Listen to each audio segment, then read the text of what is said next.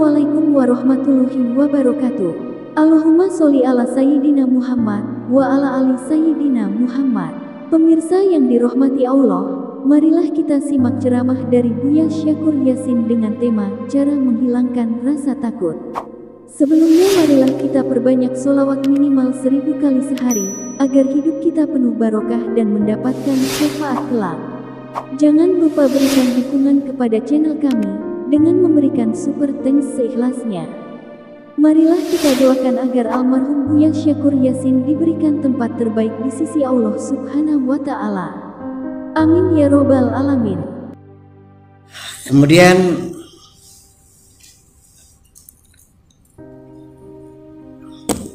yang keenam itu hilangnya keinginan dalam dirimu untuk melakukan perubahan. Tidak ada keinginan untuk melakukan perubahan menuju taraf hidup yang lebih baik. Sudah merasa puas, ya udahlah, alhamdulillah sudah punya sawah, orang bau setengah, bau neloro, utangnya. Ya alhamdulillah saya udah bisa makan, ya udahlah pakai TP udah enak kok.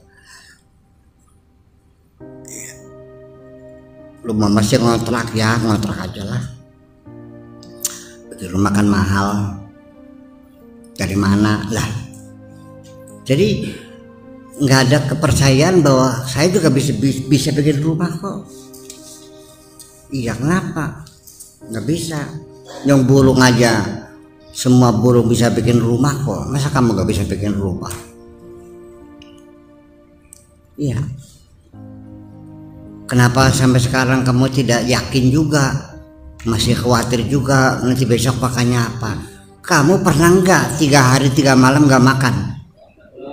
2 hari pernah? 1 hari nggak makan pernah? Artinya setiap hari kamu makan kan? Nggak pernah kamu kelaparan sekalipun. Ya kenapa masih kamu takut aja? Jangan aneh. Jadi sementara ini ketakutan dari mana munculnya?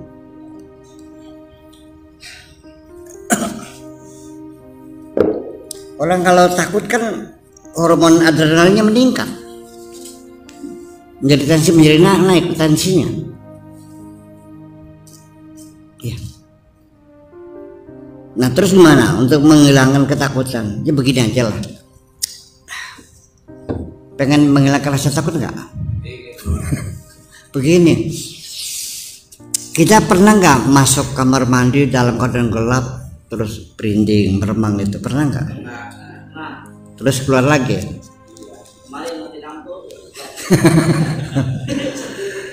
Terus bangunin orang tua, ya kan gitu dulu tuh. Nah, antar dong, takut. Itu bagaimana untuk menghilangkannya? Kamu harus ada keinginan untuk menghilangkan rasa itu. Coba ajak orang tua kamu, nyalakan lampunya. Setelahnya lampu terang, ternyata semuanya baik-baik aja kok. Iya kan? Airnya biasa, lihat gayungnya tetap di tempatnya, terus ada nggak apa-apa kok. Oke. Matiin lagi lampunya. Coba, kamu takut nggak? Takut, nyalain lagi, nggak ada apa-apa, apa lagi. Jadi harus melatih diri. Setelah kita buktikan ternyata tidak ada, masih takut juga. Itu takut kamu itu hanya angan-angan kamu. Sebetulnya yang sebenarnya tidak perlu ditakuti, yang nggak ada wewe, nggak ada setan, nggak ada gandurwo. Setan itu bukan di WC, di dalam hati kamu sembunyinya, ngerti?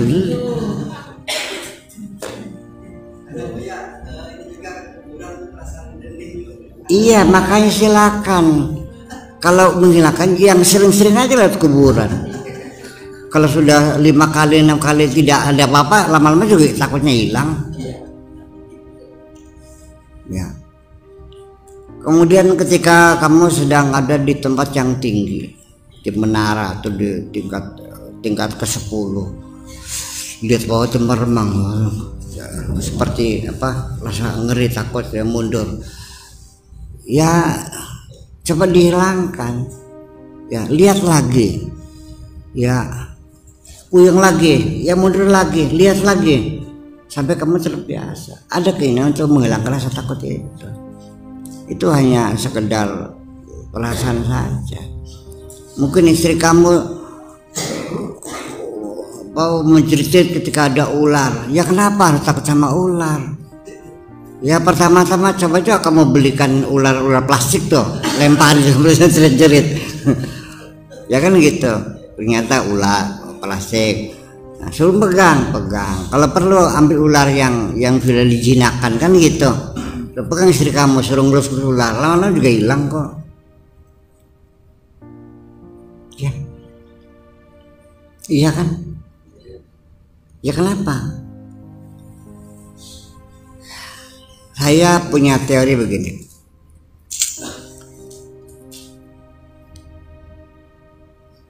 Ketika lewat kuburan tadi tuh takut, akhirnya pulang lagi manggil teman gitu. Berapa orang yang kamu ajak ngantar kamu kuburan tuh? 10 orang. Oke. Yang 5 orang bawa genjring, 5 orang bawa patromak. Sambil kencengan tola al-badru alaina min saniyatil wada gitu, sampai patromaknya dimanjir. Lewat ke kuburan sampai rumah dan mereka pulang. Nyaman kan, enak kan? Nah, ketika ditemani orang 10 orang bawa patromak bawa jering itu, rasa takutnya hilang nggak? Hilang. Pertanyaannya kenapa? Ada teman. Jadi takut itu dasarnya apa? Tidak lebih karena kamu merasa sendirian saja kok. Nah, ketika kamu merasa bersama Allah, mana mungkin kamu takut? Sadar nggak bahwa kita selalu bersama Allah? Ya itu persoalannya. Makanya inna auliya Allah la khaufun alaihim wa lahum yahzanun. Waliullah itu nggak takut. Ya kalau mereka yakin bersama Allah itu. Ya, ketika sendirian dia takut. Bahwa teman tidak takut, berarti yang menyebabkan takut karena orang itu merasa sendirian. Nah, sekarang ketika ditemani 10 orang dan benar-benar ada macan bener ngau, mereka lari nggak? Membela kamu nggak? Ternyata keberadaan mereka tidak menjamin keselamatan kamu kok. Ternyata kamu merasa aman ada mereka, kan bohong. Ternyata mereka tidak melindungi kamu kok. Akhirnya siapa yang melindungi kamu? Ya sudah, kenapa sama Allah aja sih? Oh, goblok banget sih kamu. Sudah ngasih duit 1 orang 100.000 kali 10 berapa tuh? 1 juta. Kan sambil kecipringan Tola Badru Alena. Iya, begitu ada macan bener mereka melarikan masing-masing, nggak ngurusin kamu, enggak kok.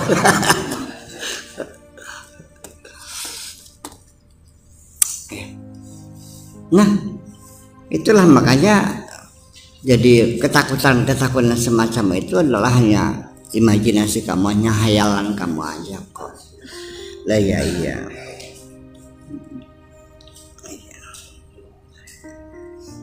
Membatasi diri, ketakutan. Ya, nanti saya usaha nanti gimana? Lah, kalau orang pengen kaya takut rugi, ya nggak bakal bisa kaya dong. Orang pengen jadi pemimpin ya takut masuk penjara, ya nggak bakal jadi pemimpin. Orang pengen belajar bener takut salah, ya nggak bakal bisa bener. Itu resikonya orang pengen belajar bener, ya harus siap salah dong. Dari kesalahan itulah kamu belajar bener. Jadi keinginan untuk meningkatkan kualitas hidup itu akan hilang karena dikejar rasa takut sehingga tidak muncul keinginannya. Kemudian keinginan seseorang, semangat seseorang dalam mengendalikan nafsu, dalam membangun memotivasi. Ya memang saya tidak mengingkari adanya perbedaan pembawaan manusia sejak lahir. Sejak lahir ada yang pengecut, ada yang pemberani, ada yang pinter, ada yang goblok. Pembawaan kok tidak menyalahkan. Ada orang yang bisa menunda keinginannya karena ini tidak layak, ditunda dulu. Ya. Nah, itu kan dilakukan eksperimen. Sekali saya cerita, itu eksperimen itu ada 10 orang dikumpulkan dalam kamar, lalu dikasihkan makanan-makanan yang menjadi selera anak-anak sekarang, kayak ciki-cikian itu. Taruh di meja, anak suruh, terus anak-anak tunggu sebentar, saya ambil kue lain, ada yang belum saya bawa. Sementara kamu jangan makan dulu ya. Ya Pak, tinggal pasang CCTV. Ternyata ada yang nggak sabar kan, nggak tahan kan, langsung nyerowok dimakan. Sebagian ada yang bertahan, yang belum boleh kok, ya tunggu aja dulu. Ada kan? Nah, dari anak yang menahan keinginannya dan anak yang tidak mampu menahan keinginannya, 30 tahun kemudian yang berhasil hidupnya itu anak yang bisa menahan keinginannya.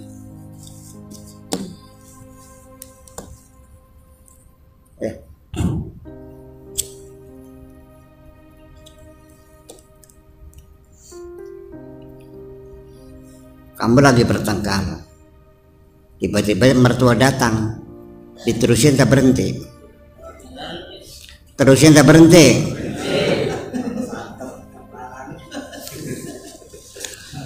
Bisa nggak nahan emosi sementara? Ya, jadi cengar cegel waras alhamdulillah. Ya, nanti tengkarnya nanti udah pulang kita terusin lagi ya, oke deh. Ya, iya. Pada saatnya, belum saatnya. Masih kita bisa mengendalikan emosi, sekalipun marahnya, ya berarti dulu dong, bisa kan? Itu mertua. Kalau yang datang teman biasa, malu juga, mending ada. Kalau orang yang kamu anggap lebih rendah gimana?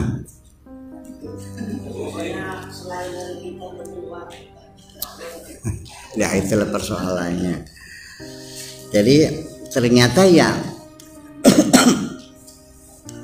bagaimana kita artinya memperkuat equity ya, memperkuat keinginan, membangun keinginan yang kuat untuk untuk melakukan perubahan itu juga perlu ada latihan juga, ada exercise-nya, latihan, tidak bisa dihindari. Itu bakat kita berbeda-beda ya, kita di ruangan ini juga akan berbeda kemampuan untuk mengendalikan keinginan tuh. Saya enggak, anak-anak kita ada enggak besok ujian malamnya nonton orkes? Ada, kan enggak tahan pengen nonton orkes, besok ujian ya nonton orkes dulu, akhirnya enggak lulus kan. Ya itulah seperti itu. Lalu bagaimana bisa merubah? Ya kenapa tidak berkeinginan? Ya minimal kan kita ini kan terangsang melihat teman pakai mobil Alphard, ya kan? Padahal dulu melaratnya sama saya kok, gitu. Minimal kan, bukan hasut, bukan, tapi ya kenapa saya nggak bisa?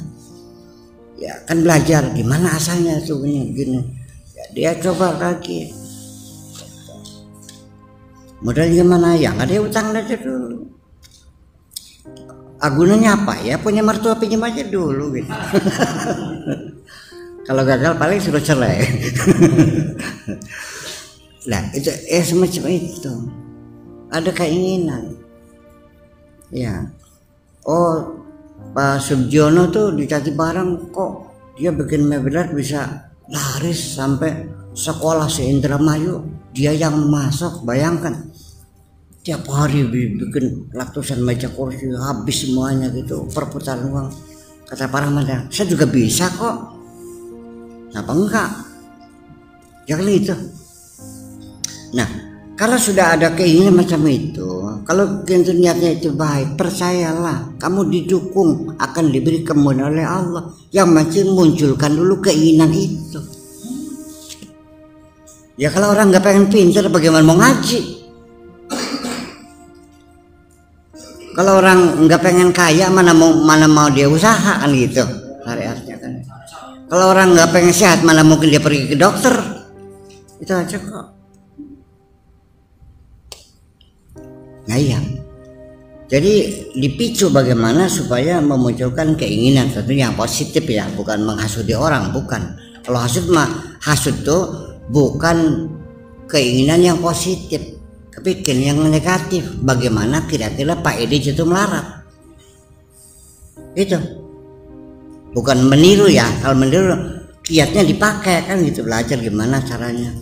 Gitu. Kata Pak Edi, ya kalau kamu usaha ya kamu harus banyak temennya dong, nggak bisa di rumah aja. Oh gitu, ya iya, siapa yang mau beli kalau kamu punya temen? Gimana?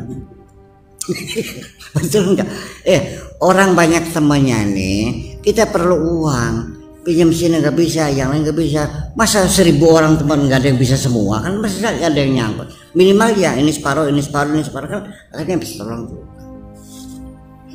Orang nggak punya temen ya buka warung, ya mau beli siapa?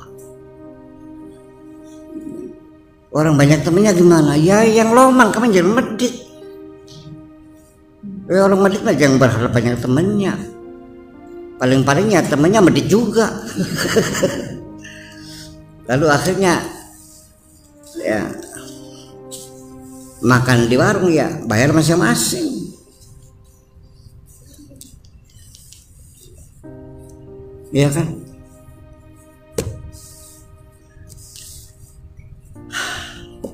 Udah paham begitu.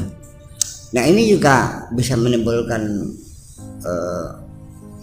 begini, kalau kamu tidak punya keinginan, tidak punya cita-cita, tidak ingin merubah kehidupan, bukan berarti kamu tawakal. Enggak. Orang tawakal itu orang yang bersemangat. Orang bertawakal itu orang yang bekerja dengan penuh semangat tetapi tidak pernah berputus asa. Itu orang tawakal. Sekalipun kamu berusaha semangat tinggi, tapi begitu gagal, kamu marah, kamu jatuh pingsan, kamu jatuh sakit, akhirnya rumah tangga berantakan, semua disalahkan, berarti kamu bukan orang tawakal. Orang tawakal itu gagal sekali nyoba lagi, gagal lagi, gagal lagi. Itu orang tawakal. Kalau berhasil ya bersyukur, kalau tidak berhasil ya sabar. Itulah orang tawakal, bukan orang diam. Yang salah paham itu.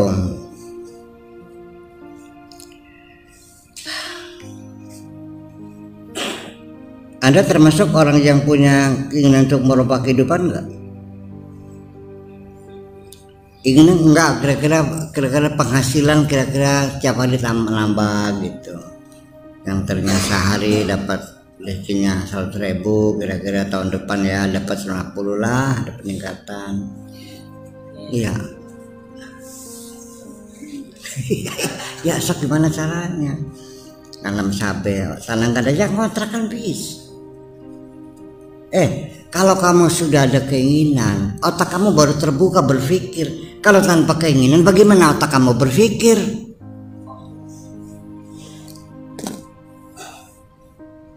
Orang yang nggak ingin masak, nggak pengen makan, mungkin nggak dia nyuci beras, mungkin kan nyalain kompor, ngapain?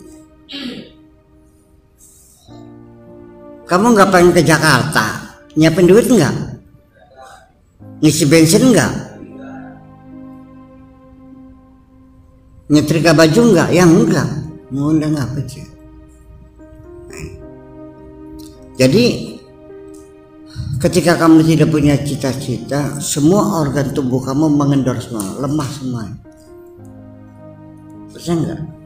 Sampai stamina tubuh kamu juga rendah, gampang kena penyakit. Ya, karena imun kamu juga rendah. Masukkan virus nggak bisa ngelawan, jatuh sakit. Ya, salaman sama orang lepra, nempel. Datang ke ngujuk temannya kena TBC, pas ke situ dia batuk, oh depan kamu, TBC kamu juga kena. Pulang kehujanan, pilek pagi-paginya. Ya, nyenggol anak kurap juga kamu nih. Ya, ya. Itu.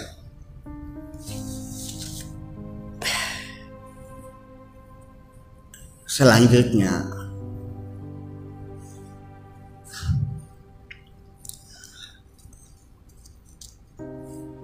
berbangga, bergantung, bergaya, berpikir berlandaskan masa lalu.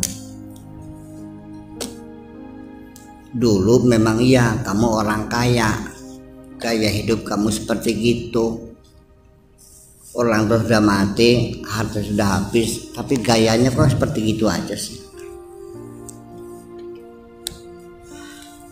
Paham nggak? Gayanya gaya boral, gaya ya habis. Terus sebaliknya, dulu kamu waktu miskin ya dimaklumilah, ikan asin dipotong jadi 2, petek berdua, pagi makan kepalanya, sore makan. Sekarang kamu sudah punya mobil BMW, sudah punya Mercy, masa lalu makan seperti itu juga. Lah iya, sekarang sudah dagangnya laris ya, udah setiap minggu 1 mobil ya, 5 ton jin dari mana, dari Bandung ya kan ya, setiap hari dapat penghasilan. Iya, dulu kalau ada tamu ya air putih aja, masa sekarang air putih juga ya kan? Itu satu. Kemudian tergantung pada masa lalu. Ini aneh orangnya. Ketika kamu mengingat kembali masa lalu, kalau masa lalu kegagalan, bercerai dengan istri, ingat anak mati kelindes mobil, nangis nggak kau? Tapi kalau ingat dulu kamu pengantin baru, terus kamu ingat waktu dapat transaksi ngeborong bangunan yang dapat untung 1 miliar, ketawa nggak? Berarti masa lalu kamu masih ada tersimpan baik. Dan terkadang kenangan itu tidak mesti dipanggil, kadang-kadang dia mereproduksi sendiri. Lagi ngelamun, tiba-tiba cengir, apa? Kenapa sih? Ingat dulu gitu. Sekarang sendirian, berbel air mata, ingat dulu. Lah, kenapa? Ya sudah, kenangan, di-delete saja sih. Bisa nggak mendelete-nya? Ya, oleh dulu arsip lama di YouTube tuh di internet bisa di-delete nggak? Otak kamu bisa di-delete nggak? Nggak. Pengen tahu nggak caranya? Itu jangan sekarang nanti. Iya. Ya minimal pengertian sajalah bahwa masa lalu itu yang real pernah kamu jalani. Kalau sudah masa lalu itu apa saja kalau sudah lewat, itu statusnya sama dengan mimpi. Nothing to do. No more. Iya. Ya. Bayangan masa lalu. Ya. sudah, jangan kamu tersiksa seumur hidup selalu dikejar-kejar oleh masa lalu. Kita hidup ini meluncur dari belakang terus meluncur ke depan. Yang sudah kelewat namanya kemarin, yang sedang namanya hari ini, yang belum terjadi namanya besok. Kita tidak bisa hidup di saat yang sama, kemarin, hari ini, besok kita jalani, nggak bisa dong. Meluncur satu arah. Dan masa lalu tidak akan kembali. Dan masa lalumu itu adalah sejarahmu. Jadi bagusnya di-delete apa dibiarin aja? Bagusnya dibiarin aja. Kalau di-delete nanti kamu linglung namanya. Bisa saya delete bisa, tapi hilang semua. Ya, kamu dari mana? Nggak tahu. Kamu sekolahnya di mana? Lupa aja. Kamu mondoknya di mana? Mana ya tuh kamu mondoknya? Malah iya. Tetapi artinya minimal maksud saya nanti bukan mendelete, tapi artinya memberi apa ya, sekat ya, jangan sampai dia mereproduksi sendiri gitu. Artinya dibawa kendali, jangan nongol, ini boleh, yang enak-enak aja kan. Jadi masa lalu ini juga menyiksa ya. Kadang-kadang orang tuh tidak bisa melepaskan masa lalunya sehingga hidupnya minder. Karena dia ingat masa lalunya jadi tukang beca, masa lalunya orang gembel, ya sehingga dia tidak tampil, ya kan? Masih ada kaitan dengan akhirnya menimbulkan kegamangan, ya kayak ketakutan tadi saya ceritakan tuh. Orang yang memang belum berpengalaman sudah ngasih sambutan sebagai public speaker, pegang muka aja gemeteran, akhirnya buyar semuanya, akhirnya sampai tekan waladolin akhirnya. Amin. Dia lupa ngomong apa itu. Ya iya, jangan kecil hati, diulang lagi pidato lagi, berulang-ulang. Kalau perlu yang sering-sering di kamar di depan kaca kamu pidato sendiri. Latihan boleh kan? Iya.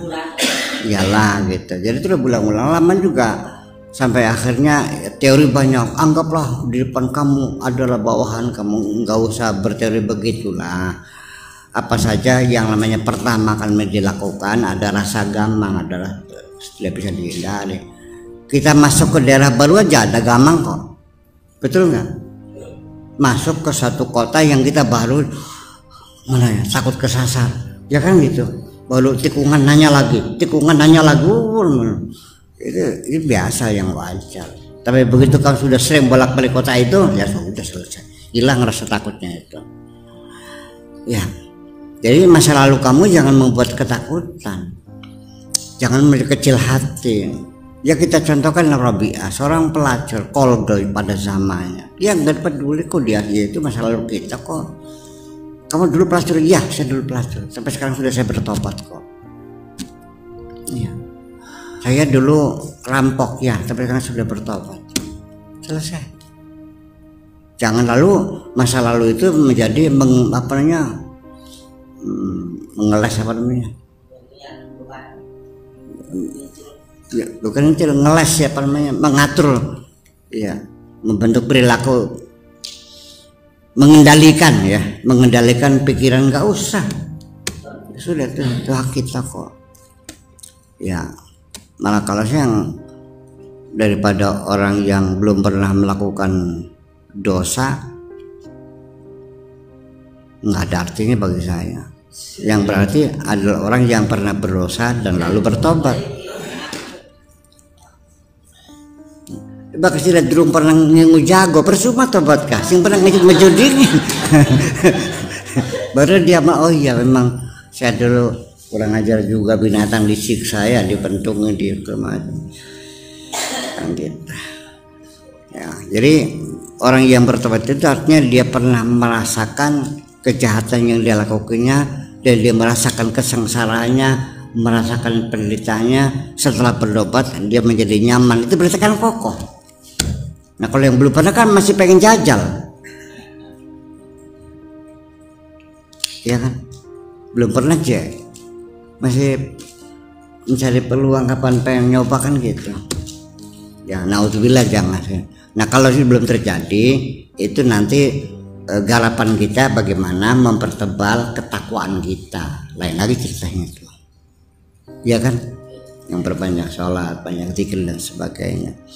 Yang penting ini masa lalu itu menyiksa, selalu masa lalu. Jadi jangan sampai kita karena masa lalu kita, karena kita dulu orang Islam dulu merasa pernah memimpin dunia, ya dulu, sekarang mah enggak. Sekarang mah jadi bangsa yang paling melarat, paling bodoh, saling bunuh membunuh. Ya, tidak ada kejujuran, hidupnya kotor, penyakit melulu. Dulu iya.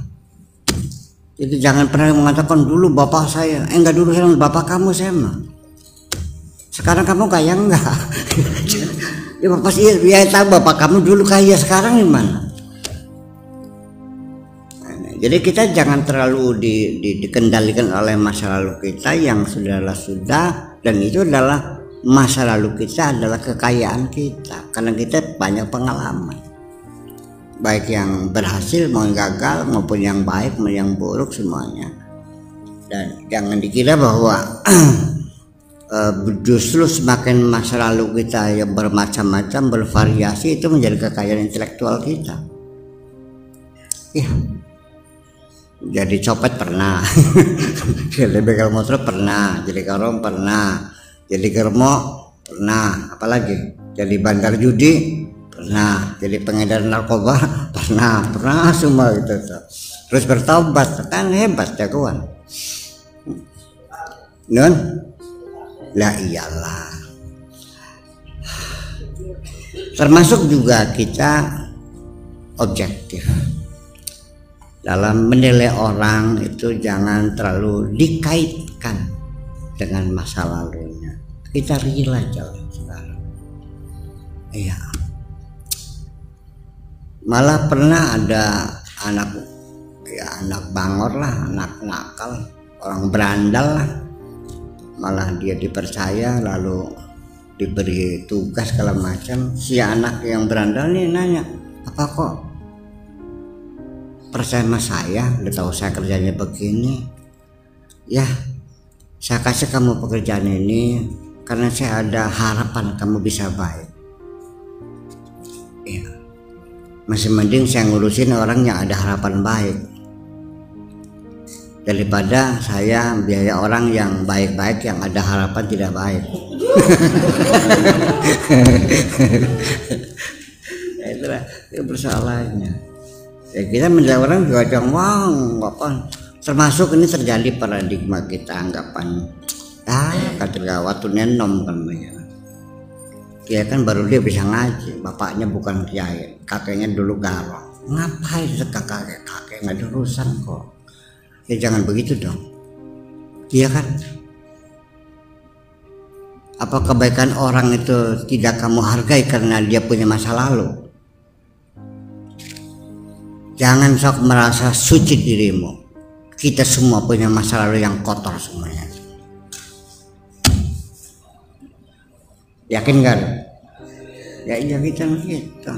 Semoga Allah membersihkan. Yang penting kalau kita bertaubat sudah, itu sudah dihapus semuanya. Jadi kita jangan tersiksa oleh masa lalu kita. Taluk bil mati, masa lalu ini gimana. Nggak ada urusan. Saya melihat ada peristiwa yang indah.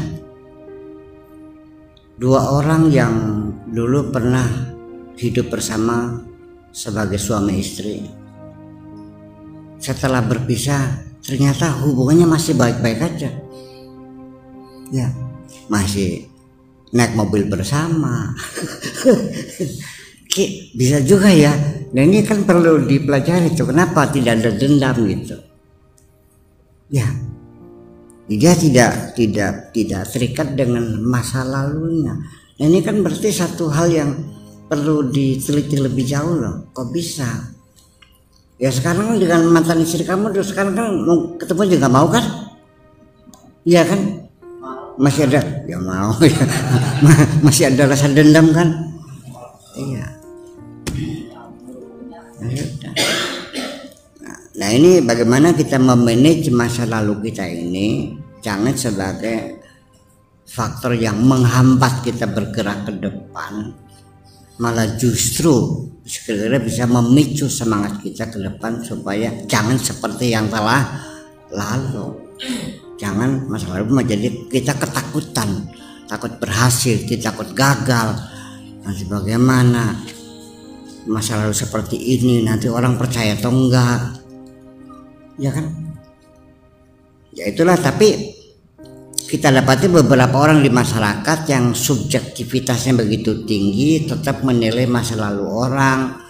Makanya itu kan masa lalu itu menjadi, itu mungkin dalam hal jabatan-jabatan apa namanya, jabatan-jabatan publik ya, seperti presiden, menteri, itu memang perlu, itu bagaimanapun untuk sebagai seorang pemimpin. Tapi tidak menghalangi kamu untuk menjadi seorang pakar besar, menjadi seorang kaya raya, kan bisa saja, nggak ada urusan itu mah. Ya kalau dulunya rampok ya dalam rekam jejak ya bisa tidak terpilih dong. Ya iya dong, rekam jejaknya semuanya gimana sih, dulunya pernah jadi pelacur, pernah jadi ini, ya nggak bakal mungkin jadi. Di Amerika juga sama, kalau dulu pernah punya masalah, pernah bercerai dengan istrinya aja bisa menjadi, bisa dieksploiter. Pernah bercerai istrinya itu menjadi persoalan dan tidak terpilih, itu persoalannya. Jadi artinya gimana, jangan kita tergantung, terikat, terbelenggu oleh masa lalu kita. Masa lalu itu menjadi